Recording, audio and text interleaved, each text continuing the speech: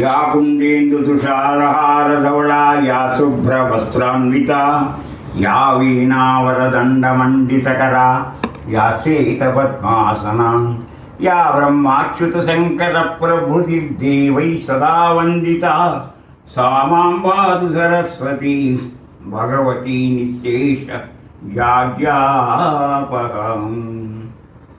ఈ సరస్వతి ధ్యాన శ్లోకంలో మనకు గమనించాల్సింది జాడ్యము.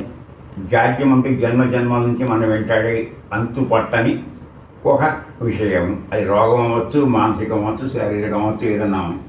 అలాంటి జాడ్యాన్ని కూడా పోగొట్టగల తల్లి సరస్వతి. సరస్వతి అనేది ఒక అంతర్ముఖంగా నది కూడా ఉంది. మనకి ప్రయాగ దగ్గర త్రివేణి సంగమంలో మనకి గంగా యమునతో కలుస్తూ సరస్వతి కలుస్తుంది. అయితే దాని యొక్క స్పర్శ మన కాళ్ళకి తగ్గుతుంది. ఇంకా సరస్వతి గురించి అనేక విద్యలు ఉన్నాయి. ఆ సరస్వతి సూక్తాలు అష్టకాలు అనేకం ఉన్నాయి. ఈ సరస్వతి అనేటువంటిది జ్ఞానదాయిని, మోక్షదాయిని, బుద్ధిదాయిని, విద్యాదాయిని, ఇలా ఎన్నో ఉన్నాయి. అయితే సరస్వతుల్లో కూడా 2 రకాలు ఉన్నాయి. రకరకాల సరస్వతులు ఉన్నా ముఖ్యంగా విద్యా సరస్వతి, జ్ఞాన సరస్వతి. ఇప్పుడు మనకి తెలంగాణలో నిజామాబాద్ దగ్గర బాసర్లో ఉండేది విద్యాదాయిని. పిల్లలు అక్షరాభ్యాసాలు చేస్తుంటారు. ఇక శృంగేరి అక్కడ ఉన్నటువంటి దాన్ని మన జ్ఞానప్రదాయిని అంటారు. ఆవిడ శారద.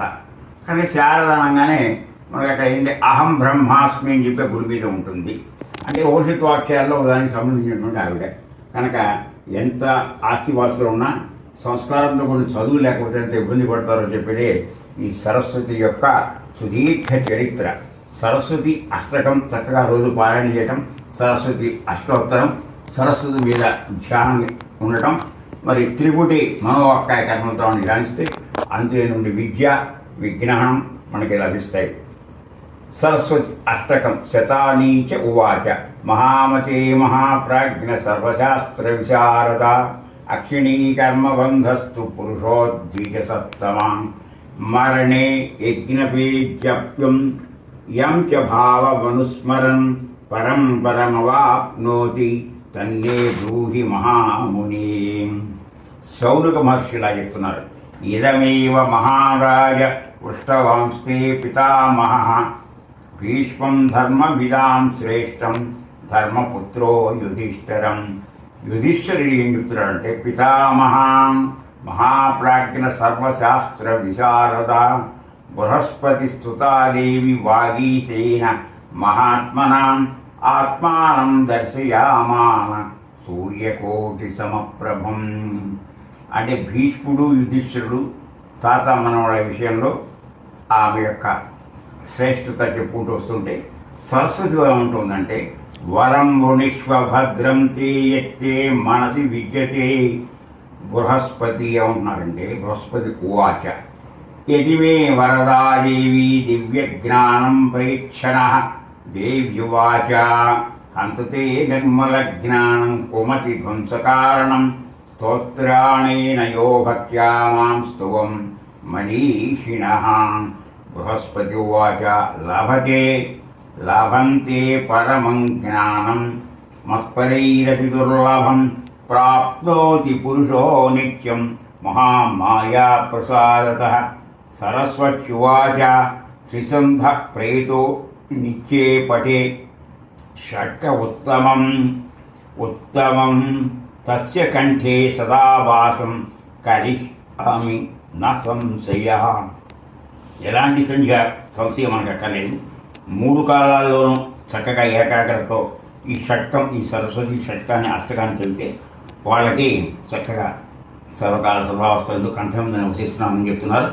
ఇప్పుడు అష్టోత్తర శతనామాన్ని మనం ఒక స్మరించుకుందాం.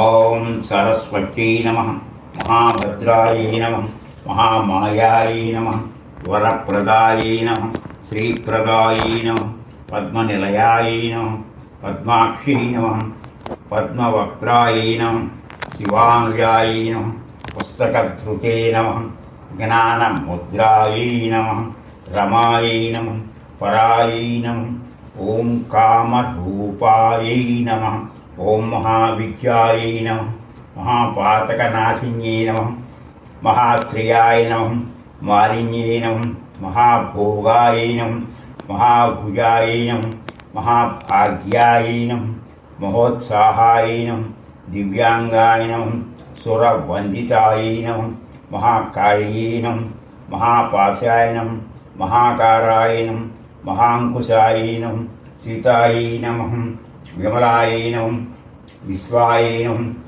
విద్యున్మాలాయై నమః వైష్ణవ్యై నమః చంద్రికాయై నమః చంద్రవదనాయై నమః చంద్రలేఖ విభూషితాయై నమః సావిత్ర్యై నమః సోరసాయై నమః దేవ్యై నమః దివ్యాలంకారభూషితాయై నమః వాగ్దేవ్యై నమః వసుధాయై నమః తీవ్రాయై నమః మహాభాద్రాయై నమః మహాబలాయ నమః భోగతాయ నమః భారత్యై నమః భామాయై నమః గోవిందాయ నమః గోమత్యై నమః శివాయై నమః జటిలాయై నమః వింధ్యవాసాయ నమః వింధ్యాచల విరాజితాయై నమః చండికాయై నమః వైష్ణవ్యై నమః బ్రాహ్మ్యై నమః బ్రహ్మజ్ఞానైకసాధనాయై నమః ఓం సౌదామన్యై సుధామూర్త్యై నమః సుభద్రాయ నమః సురవోజితాయై నమః సువాసిన్యై నమః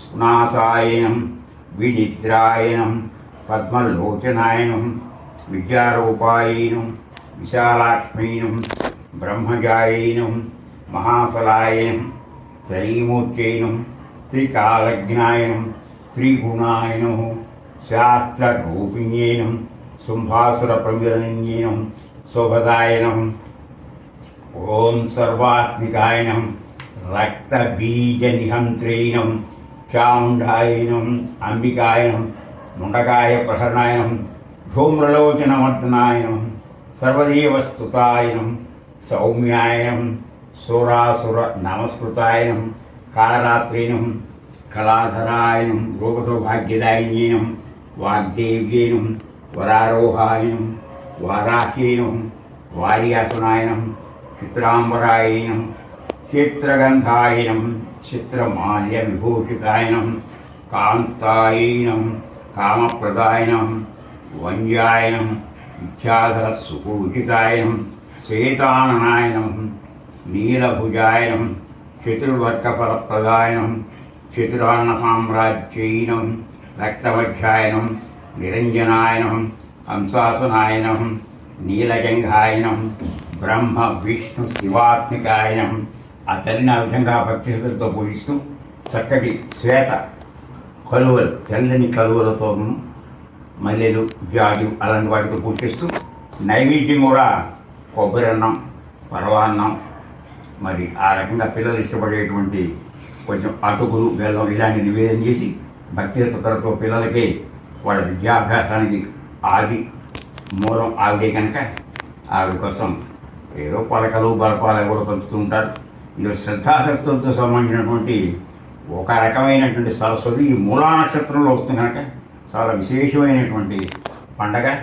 ఏ రోజైతే మనకి మూలా నక్షత్రంతో కలిసినటువంటి తిథి కాదు, ఇక్కడ నక్షత్రం ప్రధానం 9వ తారీఖు బుధవారం సప్తమి మూలా నక్షత్రం కలిసింది. ఆ రోజున మనం సరస్వతిని ఆరాధించుకుని మనం జీవితాన్ని ధన్యం అవుతాం.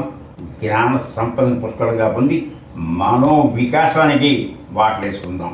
ఓం తత్ సత్ హరి ఓం.